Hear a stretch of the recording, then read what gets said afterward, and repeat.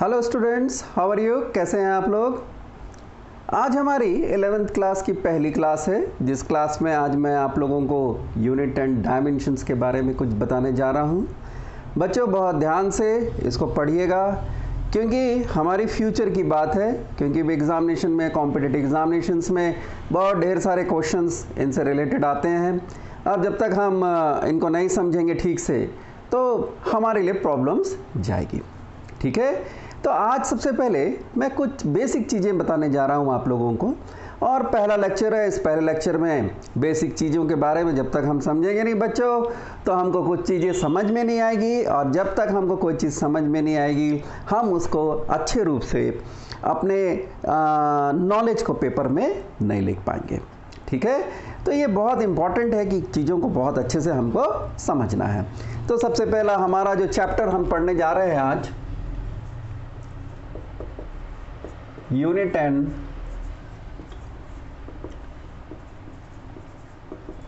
Dimension. ये हमारा पहला चैप्टर है, unit and dimension. Unit and dimension में सबसे पहली बात हम एक चीज़ को समझते हैं कि क्यों हमें ये चैप्टर हमें पढ़ना पड़ रहा है, क्यों हम फिजिक्स को कैसे समझेंगे। और फिजिक्स को समझने के लिए हमें बहुत इम्पोर्टेंट है, जैसे आपने देखा होगा इंग्लिश में लेटर्स हैं, ए से लेकर जेड तक लेटर्स हैं। ठीक है, अल्फ़ाबेटिक लेटर्स हैं। ठीक है, इन अल्फ़ाबेट्स को अगर हम अरेंज करते हैं तो वर्ड बनता है, और वर्ड से क्या बनता है? सेंटेंस बनता है। तो हमको इंग्लिश समझने के लिए हमको अल्फ़ाबेट समझना बहुत ज़रूरी है। अगर किसी बच्चे को अल्फ़ाबेट की पहचान नहीं है तो कैसे वो उसको एक्सप्लेन कर पाए, इंग्लिश को लिख पाएगा? तो वैसे ही हमको फिजिक्स के लिए एक लैंग्वेज डेवलप करने की ज़रूरत है। जैसे हमने देखा कि ये जो अर्थ है और इसके आसपास की जितनी भी चीज़ है, गैलेक्सी है, ठीक है, ये सब जो है ये नेचुरल फिनोमेना है। ठीक, ये नेचुरल फिनोमेना है, और इस नेचुरल फिनोमेना का जो आर्किटेक्ट है वो कौन है? गॉड। इस नेचुरल फिनोमेना का आर्किटेक्ट कौन है? गॉड बोल सकते हैं। ठीक है, तो ये नेचर, तो ये नेचर है, अर्थ, ये नेचर है। ठीक है, और इसको आर्किटेक्ट कौन है? इसका गॉड है। ठीक, और हम जो हैं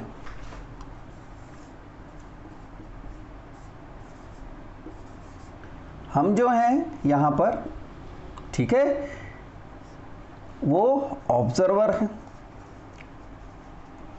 ठीक, और दूसरा ऑब्जर्वर है जो इसको समझ रहा है, उसको हम बोलते हैं साइंटिस्ट। ये है साइंटिस्ट।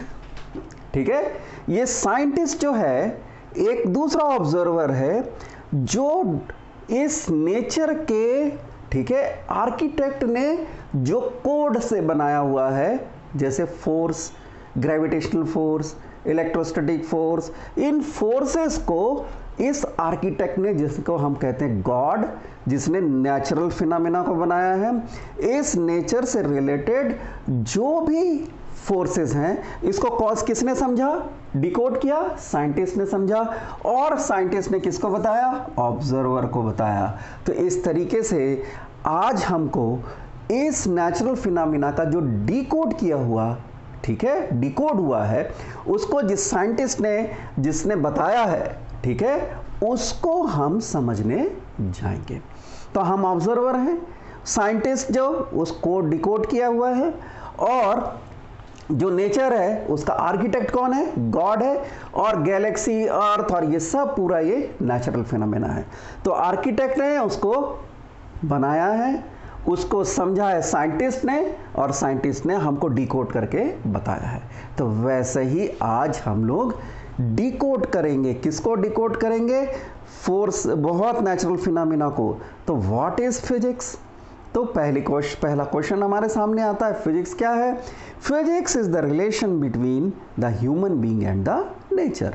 तो फिजिक्स एक है जिससे हम और नेचर के बीच में, ठीक है, एक रिलेशन हम मेंटेन करेंगे, ठीक है।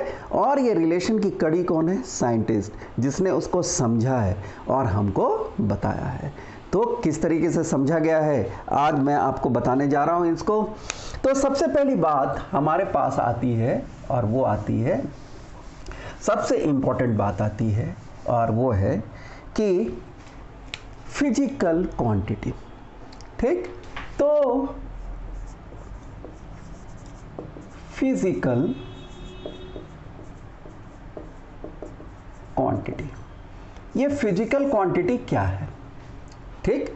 तो वो क्वांटिटी जिस क्वांटिटी को हम मेजर कर सकते हैं, such quantities are called physical quantity. बच्चों, आप लोग अपना पेन और कॉपी निकाल लीजिए और मेरे साथ साथ इसको भी समझते हुए लिखते जाइए अपने वर्ड्स में। और जब आप अपना खुद का नोट्स बनाएंगे इन बातों को समझकर, तो वो आपके लिए सबसे बेनिफिशियल होगा और ये आगे आपको बहुत आगे तक याद रहेगा। तो इसलिए मेरे साथ साथ आप भी नोट्स बनाते जाइए, इन बातों को समझते हुए आगे आगे इसको समझते जाइए। तो व्हाट इज फिजिकल क्वांटिटी? क्या बोलता है भाई फिजिकल क्वांटिटी क्या है? वो क्वांटिटी जिन क्वांटिटी को हम मेजर कर सकते हैं, ठीक है, such quantities are called physical quantities. तो फिजिकल क्वांटिटी को हमने डिनोट किया, तो um measurable quantities are called physical quantity। हम इसको डिनोट कर देते हैं कैपिटल Q से। तो physical quantities are those quantities which are measurable, such quantities are called physical quantity. तो भाई हमारे पास जो है इस ब्रह्मांड में हम कौन कौन सी चीज के बारे में जानते हैं? तो how many states of matters are there? कितने स्टेट्स हैं मैटर के? तो हमको मालूम है 5 स्टेट्स हैं। पहला है सॉलिड, दूसरा है लिक्विड, तीसरा है गैस, चौथा है प्लाज्मा और पांचवा है बोस आइंस्टाइन कंडेंसेशन। तो ये 9th क्लास का सेक्शन है। इसमें आपने देखा होगा क्या बताया गया भाई कि solid, liquid, gas, plasma and boss Einstein condensation, ये सब 5 स्टेट ऑफ मैटर है। इनके अंदर के सब कंटेंट को हम क्या कर सकते हैं? मेजर कर सकते हैं। These quantities are measurable quantities, such quantities which are measurable are called physical quantities। तो इसके अंदर कौन कौन सी चीज हैं ऐसी जिनको हम मेजर कर सकते हैं, ये हम देखेंगे। तो हमारे पास जो है फिजिकल क्वांटिटी, जैसे कि अब हमको किसी भी चीज को मेजर करना है, ठीक है। मान लीजिए ये डस्टर है, ये डस्टर को मेजर करना है, पर हम कैसे मेजर करेंगे, ठीक है। और ये पेन को मेजर करना है, तो हमने क्या लिखा? mass of duster is equal to 4 times the mass of pen। क्या हो गया भाई? mass of duster is equal to 4 times the mass of pen। इस पेन के मास का 4 गुना है, 40 गुना है, 40 टाइम्स कर देते हैं। मल्टीप्लिकेशन मतलब टाइम्स। तो कितना हो गया? Mass of duster 40 times the mass of pen, ठीक है। तो इसका मतलब क्या हो गया? मास ऑफ डस्टर एक फिजिकल क्वांटिटी हो गया, ये हो गया नंबर, और पेन जो है वो, ठीक है, वो क्या हो गया? यूनिट हो गया उसका। कैसे? किसके टर्म से हम इसको क्या कर रहे हैं? मेजर कर रहे हैं। तो इसलिए वो क्या कहलाया? यूनिट।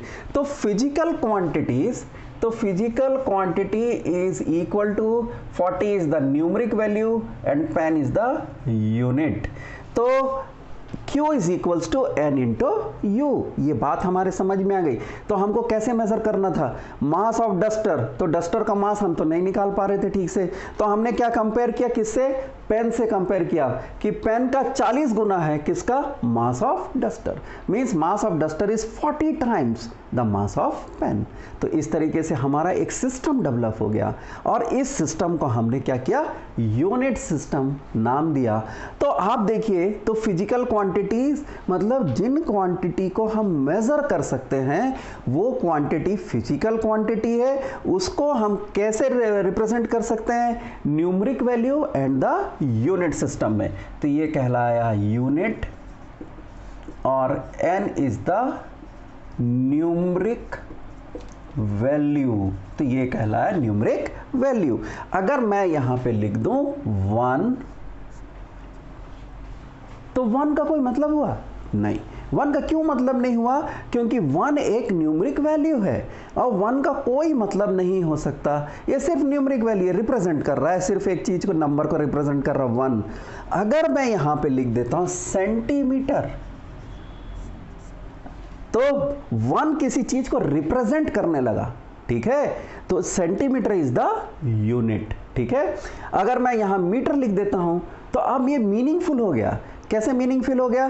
क्योंकि 1 का कोई मीनिंग नहीं था, ओनली 1 बोल रहा था वो, परंतु सेंटीमीटर लिखने से अब हमको समझ में आने लगा कि भाई ये लेंथ को रिप्रेजेंट कर रहा है, ठीक है। अगर यहाँ किलोग्राम में लिख देता तो ये किसको रिप्रेजेंट कर रहा है? यहाँ पर मास को रिप्रेजेंट कर रहा है।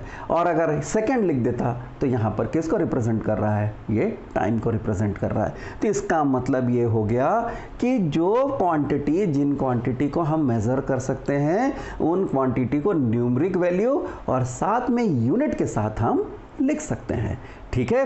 तो हमारे पास जो सबसे इंपॉर्टेंट बात आई, वो इंपॉर्टेंट बात है system of what is unit. पहली बात तो हमारे सामने what is unit, what is unit, question आया व्हाट इज यूनिट, क्या है व्हाट इज यूनिट। तो यूनिट के बारे में हमने देखा था, मैंने क्या बताया कि टर्म्स में हम मेजर करते हैं। तो हम किसी स्टैंडर्ड वैल्यू से किसी मेजर्ड वैल्यू को अगर हम कंपेयर करते हैं तो then it is called a unit. तो एक स्टैंडर्ड वैल्यू हो गई, ठीक है, centimetre, metre, kilogram, gram, second, एक स्टैंडर्ड वैल्यू हो गई।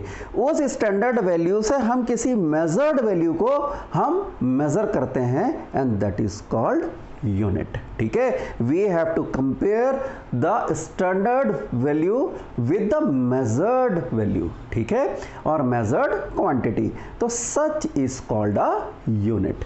एंड यूनिट के कैरेक्टरिस्टिक्स के बारे में अगर हम बात करें तो यूनिट क्या है भाई? यूनिट जो है, ऐसा तो नहीं है कि हम यहाँ पर इंडिया में से जगदलपुर में है हम आज, तो जगदलपुर में जो कि बस्तर और छत्तीसगढ़ में है, इस जगदलपुर में, तो हम आज यहाँ पे अगर हम कपड़ा खरीदने जाते हैं और यहाँ पे बोलते हैं भाई 1 मीटर हमको कपड़ा दो, ठीक है, तो उसने 1 मीटर कपड़ा दिया हमको दुकानदार। अगर हम यहाँ से निकलकर, इंडिया से निकलकर अमेरिका चले जाते हैं और वहाँ बोलते हैं कि भाई यहाँ तो हमारे पास मेज़रमेंट अलग है लेंथ का, यहाँ पर हम मानते हैं किलो में 1 किलो कपड़ा दो, ठीक है, तो ये एक अनएक्सेप्टेबल थिंग होगा, ठीक है। तो इस तरीके से हमको यूनिट वो सिस्टम में एक ऐसी चीज़ को रखना था, it is acceptable to all, ठीक, it cannot change with time and place, ठीक। क्या बात हुई भाई? It is acceptable to all, it cannot change with time and place, time और प्लेस के साथ ये चेंज नहीं होना चाहिए। एंड दूसरी इंपॉर्टेंट बात, इट इज इजीली कन्वर्टेबल, वो इजीली कन्वर्टेबल होना चाहिए। ऐसा नहीं भाई वो अलग है उसका, तो कैसे हम कन्वर्ट करेंगे, उसकी यूनिट सिस्टम अलग है, उसका यूनिट सिस्टम अलग है, उस देश का अलग है, हमारे देश का अलग है, तो ट्रेड में तो बहुत मुश्किल हो जाएगी। तो unit system acceptable to all होना चाहिए, ठीक है, टाइम और प्लेस के साथ वो चेंज नहीं होना चाहिए, ठीक है, और सबसे इंपॉर्टेंट बात, वो इजीली कन्वर्टेबल होना चाहिए, ठीक है, और वेल डिफाइंड होना चाहिए। कैसा होना चाहिए? वेल डिफाइंड होना चाहिए। अगर वो वेल डिफाइंड होगा तो कोई डाउट नहीं होगा, कोई प्रॉब्लम्स नहीं आएगी। तो इस तरीके से वो वेल डिफाइंड भी होना चाहिए, कन्वर्टेबल भी होना चाहिए। ये बातें हमारी समझ में आ रही हैं, ठीक है। तो यूनिट सिस्टम हमारे पास एक ऐसा सिस्टम है, ठीक है, जिस यूनिट सिस्टम में हमने अब 3 को रखा हुआ है, 3 यूनिट्स को रखा है। तो पहली यूनिट आती है वो कहलाता सिस्टम ऑफ यूनिट में CGS। C का मतलब होता है सेंटीमीटर, ग्राम, सेकंड, आता MKS, ये हो गया मीटर, किलोग्राम, सेकंड, FPS मतलब फुट, पौंड, सेकंड हो गया, ठीक है।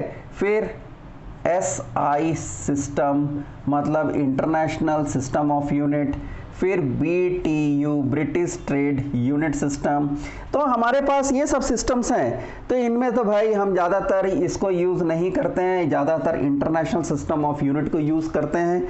तो ये हमारे पास centimetre, gram second, metre, kilogram second, foot, pound second और इंटरनेशनल सिस्टम ऑफ यूनिट, ये सिस्टम है हमारे यूनिट सिस्टम का। अब सबसे इंपॉर्टेंट बात आती है कि फिजिकल क्वांटिटी जो है, जिसको हमने यहाँ पे बताया कि भाई फिजिकल क्वांटिटी जो है वो उसको रिप्रेजेंट करने के लिए हमको न्यूमरिक वैल्यू और यूनिट की ज़रूरत है। तो फिजिकल क्वांटिटी जो है उसको दो पार्ट्स में हम डिवाइड करते हैं। तो physical quantity types of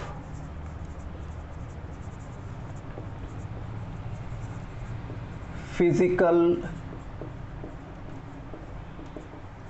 quantity, पहला है fundamental physical quantity. Fundamental physical quantity, fundamental मतलब क्या हो गया भाई, इट डिपेंड्स अपॉन इटसेल्फ, वो क्वांटिटी जो स्वयं पर डिपेंड करती है उसको फंडामेंटल क्वांटिटी कहते हैं। The quantity depends upon itself.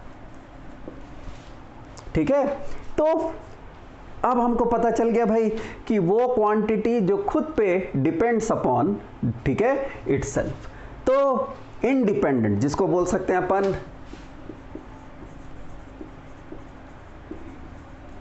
Independent, तो ये इंडिपेंडेंट क्वांटिटी है। तो कौन सी ऐसी क्वांटिटी है इंडिपेंडेंट क्वांटिटी? तो सबसे पहले आता है हमारे पास मास, दूसरा आता है लेंथ, तीसरा आता है टाइम, चौथा आता है करंट, पांचवा आता है यहाँ पर टेम्परेचर, मैं शॉर्ट में लिख रहा हूँ टेम्परेचर को, ठीक है, फिर ल्यूमिनस इंटेंसिटी,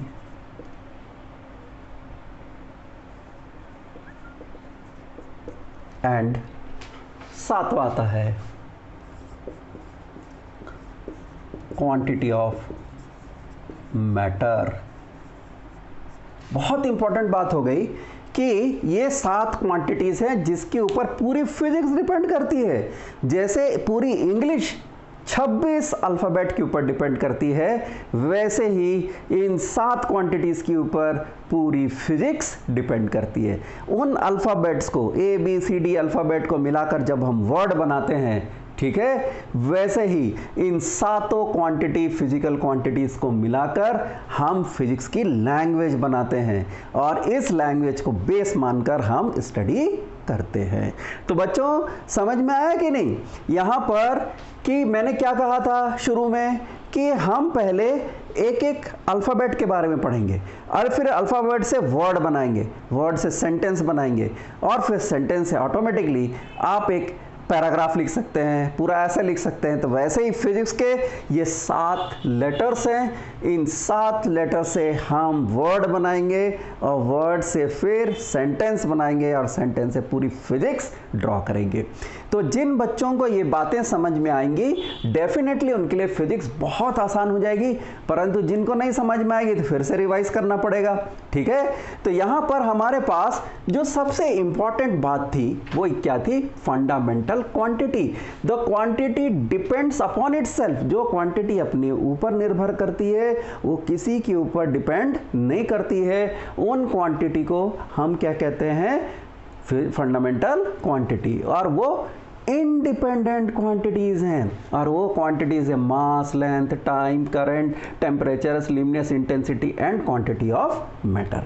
तो मास, तो मास का जो यूनिट सिस्टम में अगर हम CGS और MKS में देखते हैं तो मास क्या हो गया, वो ग्राम किलोग्राम हो गया, ठीक है।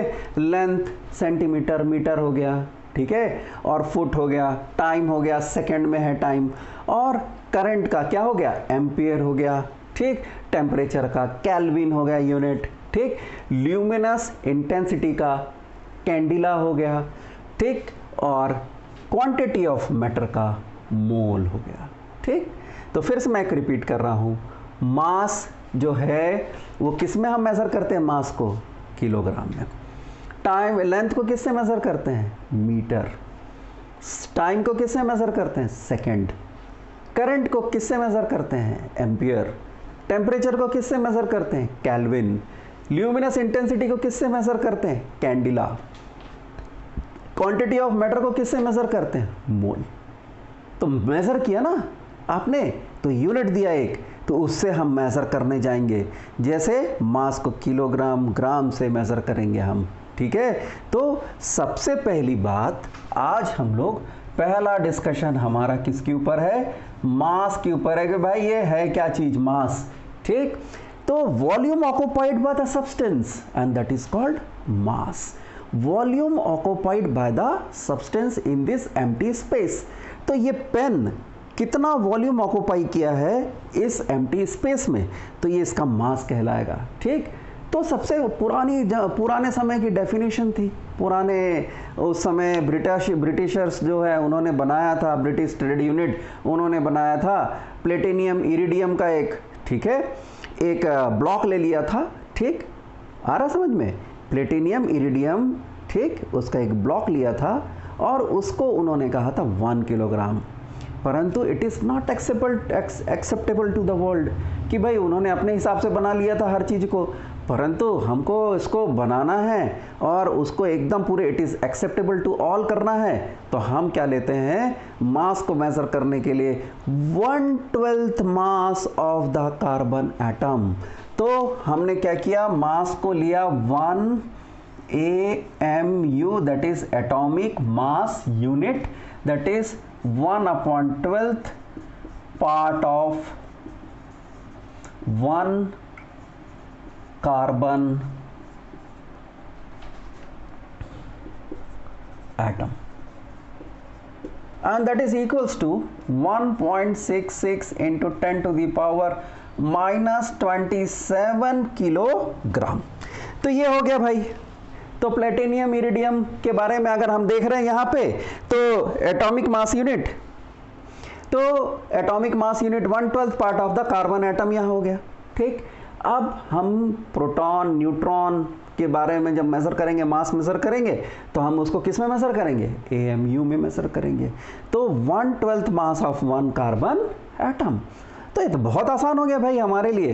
तो 1.66 into 10 to the power -27 kilogram. अब हमारे पास जैसे अगर हम लिखना चाहें 1 ton, that is equals to 1000 kilogram, 1 slug, that is 14.56 kilogram,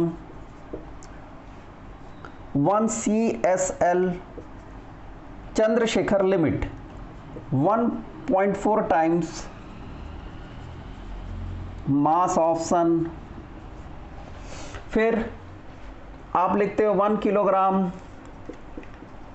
1000 ग्राम, ठीक है। तो ये बहुत इंपॉर्टेंट चीज़ें हैं जो हमारे सामने हैं, इन सबको देख लीजिए आप कि मास को कैसे मेज़र किया उन्होंने। तो मास को मेज़र करने के लिए सबसे इंपॉर्टेंट बात थी कि भाई it is acceptable to all होना चाहिए था, तो एटॉमिक मास यूनिट के थ्रू उन्होंने लिया। और एटॉमिक मास यूनिट के थ्रू लिया क्यों, क्योंकि हम एक एटम मॉलिक्यूल के थ्रू अगर हम बात करेंगे छोटे छोटे चीज़ों, छोटे मॉलिक्यूल से, तो किलोग्राम को कैलकुलेट करना बहुत आसान हो जाएगा। कैसे, अगर हम यहाँ पे 1 किलोग्राम लिखते हैं और इसको डिवाइड करते हैं, तो 1 kilogram equals to how many AMU, तो that is equals to 1 kilogram equals to 1 AMU divided by 1.66 into 10 to the power 27, that is 1/1.66 into 10 to the power 27 AMU। देखो ये बहुत बड़ा वैल्यू हो गया यहाँ पे। तो यहाँ पर 1 किलोग्राम इतने AMU के बराबर हो जाएगा। और यहाँ पे कार्बन को ही क्यों लिया, तो कार्बन को इसलिए लिया बच्चों क्योंकि कार्बन जो है वो एलिमेंट्री एटम है इस पूरे ब्रह्मांड का एलिमेंट्री पार्टिकल में। तो कैसे आप किसी भी चीज़ को जला दो, लास्ट में रेसिड्यू क्या बनेगा? कार्बन बनेगा।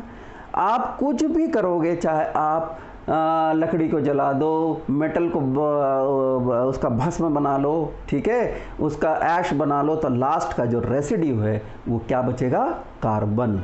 तो हमारे पूरे ब्रह्मांड को बनाने के लिए, पूरी गैलेक्सी को बनाने के लिए जो कार्बन है वो बेसिक यह एलिमेंट्री पार्टिकल है। तो इसीलिए यहाँ पे लिया गया 1/12 part of the 1 carbon atom. तो यहाँ पर टन, स्लग, CSL, ठीक है, इस टाइप से यूनिट ली गई। 1 किलोग्राम तो सभी जानते हैं 1000 ग्राम के बराबर होता है। तो और एक चीज छूट गई, 1 pound. 1 pound equals to 1 LB equals to 0.4563 kilogram. तो ये हो गया आपके पास जो है, that is equals to 0.4563 kilogram and that is equals to 1 pound. ये 1 पौंड के बराबर होता है। अब आते हैं हम सेकंड जो है फंडामेंटल क्वांटिटी, और वो फंडामेंटल क्वांटिटी है हमारे पास लेंथ।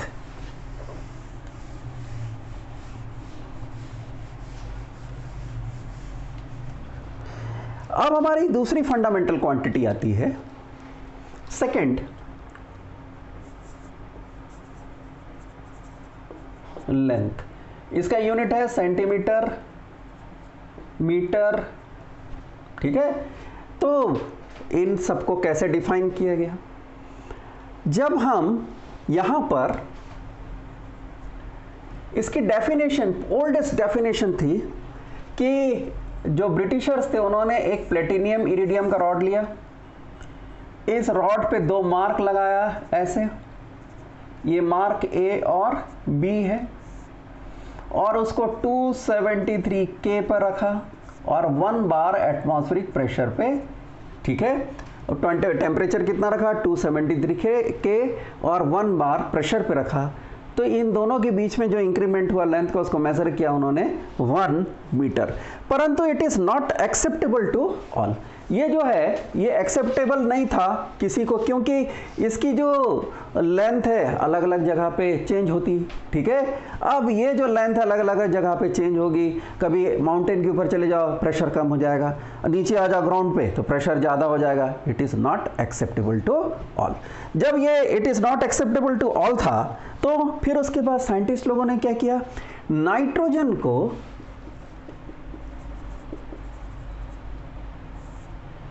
नाइट्रोजन के ट्रिपल पॉइंट पे,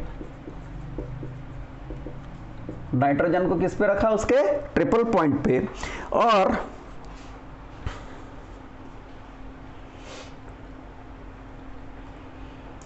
क्रिप्टॉन 86 क्रिस्टल का टेम्परेचर कितना रखा भाई? ये रखा। नाइट्रोजन का जो टेम्परेचर है, ठीक है, उसके ट्रिपल पॉइंट पे जो टेम्परेचर था उस पे रख कर क्रिप्टॉन 86 से जो रेडिएशन एमिट हुआ, red, orange radiation emitted by, ठीक है, ये हो गया भाई 650,763.73, ठीक है, 650,763.73, ठीक। Wavelength of red orange light, ठीक है, red orange radiation emitted by krypton 86 crystal when it is kept at the temperature of triple point of nitrogen gas. तो यहां पे क्या हुआ भाई? क्या बोला कि इतना वेवलेंथ जो कि एमिट करेगा in colour of red orange krypton 86 का क्रिस्टल, जब उसको नाइट्रोजन के ट्रिपल पॉइंट पे रखा जाएगा, टेम्परेचर ऑफ नाइट्रोजन के ट्रिपल पॉइंट पे रखा जाएगा।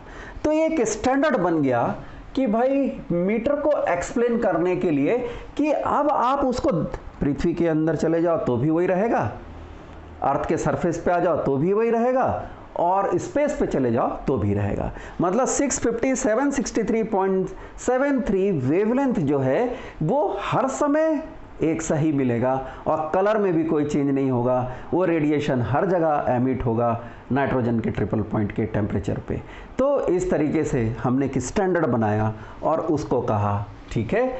उससे हमको किसकी डेफिनेशन मिली? मीटर की डेफिनेशन मिली। तो 1 metre is defined as the wavelength emitted 657.63 wavelength is emitted by krypton 86 crystal when it is kept at a temperature of nitrogen at triple point। ठीक है, तो यहां पर अब हमारे पास सबसे इंपॉर्टेंट बात आई, यहां पर पहली बात, और वो सबसे इंपॉर्टेंट बात थी कि भाई स्मॉलर यूनिट्स। भाई जैसे हम अब किसको मेजर करना चाहेंगे? ठीक है, स्मॉलर डिस्टेंस को।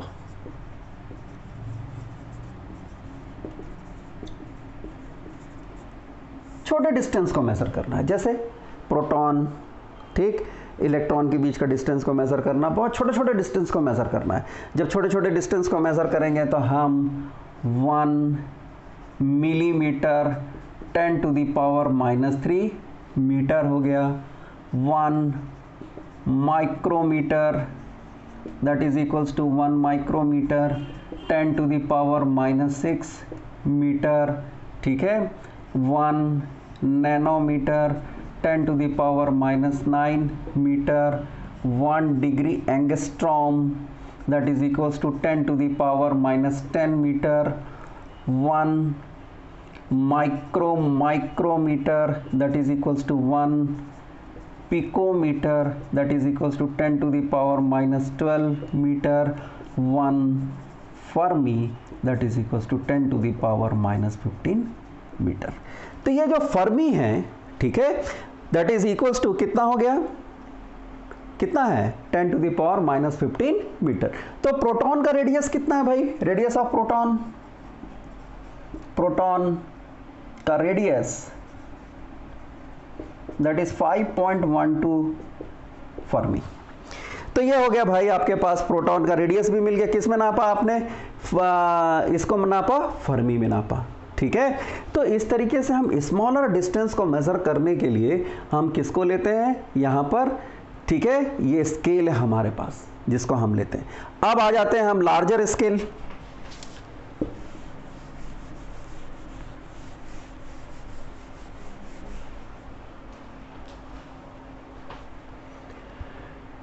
सेकेंड,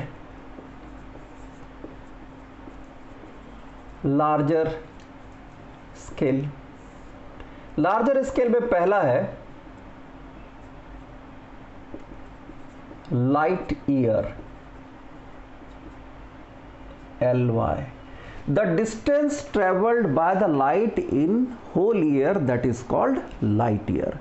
तो 1 light year that is equals to 365.25 days, 24 hours, 60 minutes, 60 seconds into 3 into 10⁸, that is 9.46 into 10⁻15 metre. ये हो गया भाई आपके पास light year. Light year is the unit of distance, ठीक है। अब आता है second, astronomical unit. Astronomical unit is the distance between the earth and the sun, ठीक है। तो हम एस्ट्रोनॉमिकल यूनिट मतलब ये कहां से कहां तक? Mean distance of from mean distance, ठीक है, किसके किसके बीच में? अर्थ और सन के बीच में। और इसको हम लेते हैं mean distance between earth and sun, 1 AU 1.49 10⁻11 मीटर। तो that is equals to 1 AMU 1 1 AU, that is 1.496 into 10 to the power 11। ठीक है, और तीसरा आता है, मैं यहां मिटा देता हूं भाई, तीसरा आता है third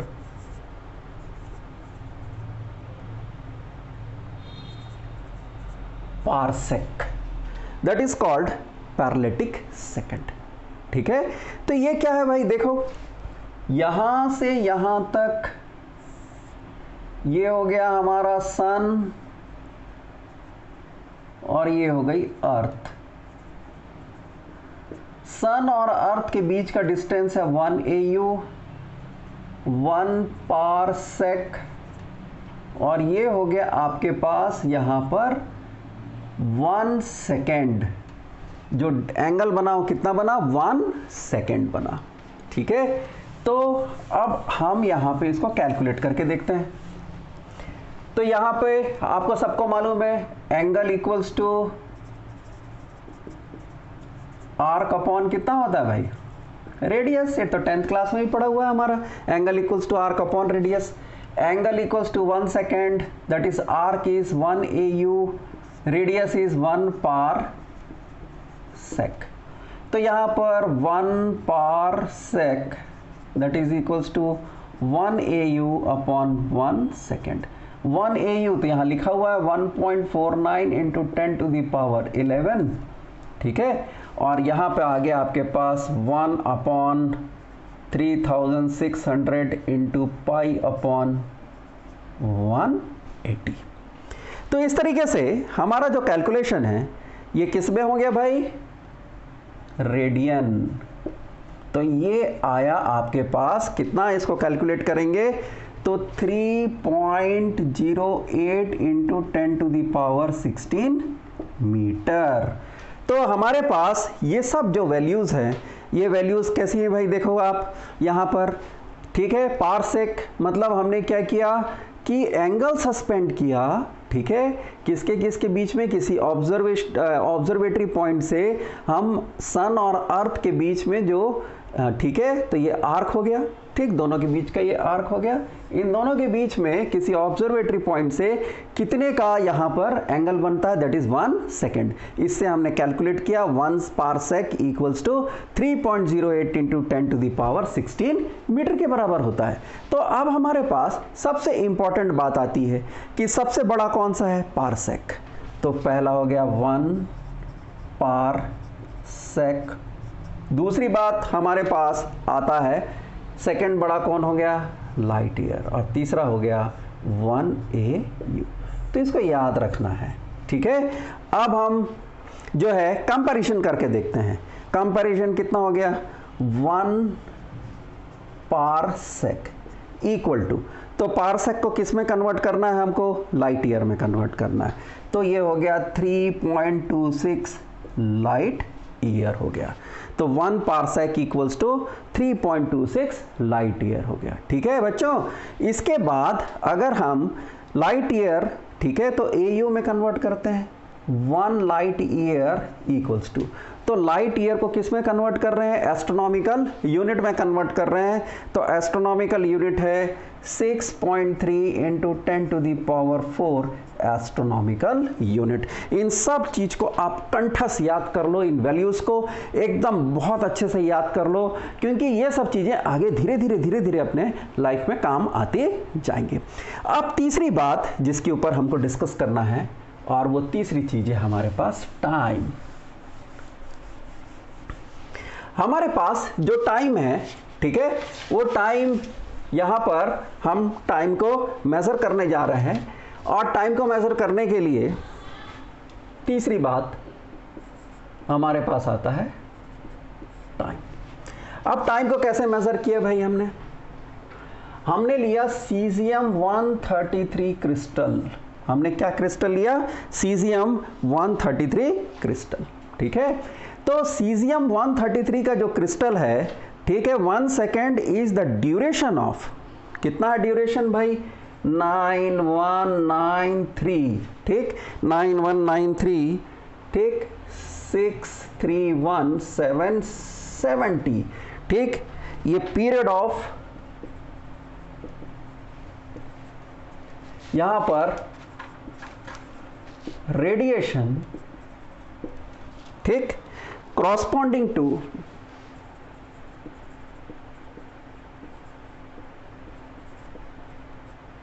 transition between two energy levels।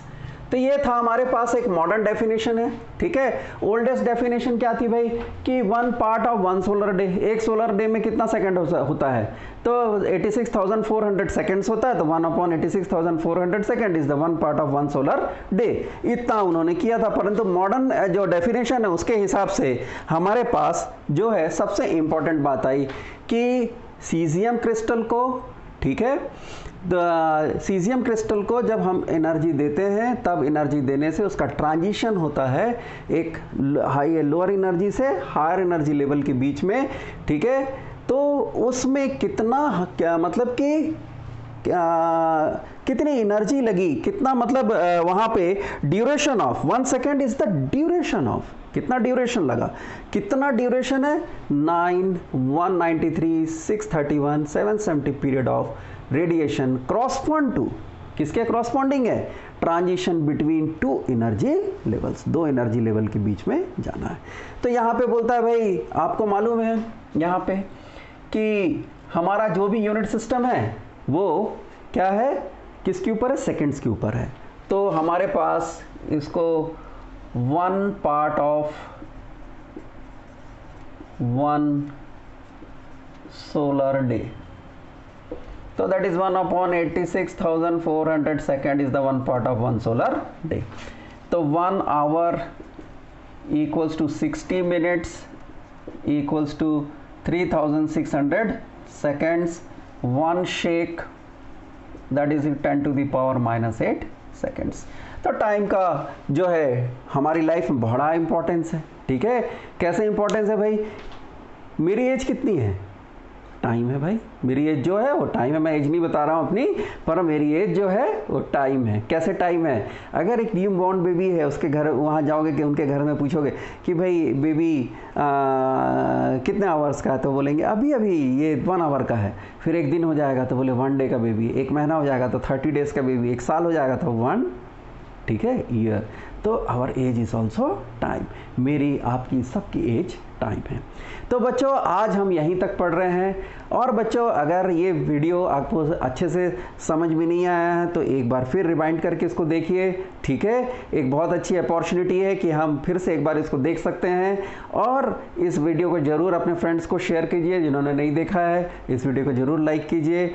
और बच्चों आगे का अगर आपको एपिसोड्स अगर देखना है तो इसको सब्सक्राइब ज़रूर कीजिएगा, और अगर आपको कोई प्रॉब्लम्स हैं, डाउट्स हैं तो कमेंट में ज़रूर लिखिएगा, ठीक है बच्चों। अगले एपिसोड में हम इसके आगे फर्दर पार्ट 2 में जो है हम डायमेंशंस के बारे में डिस्कस करने जाएंगे। आज हमने यूनिट सिस्टम और सिस्टम ऑफ यूनिट के बारे में बात किया है, अगले एपिसोड में हम डायमेंशंस और डायमेंशन क्वांटिटीज़ के बारे में बात करेंगे बच्चों, ठीक है बच्चों। Okay bye, see you again.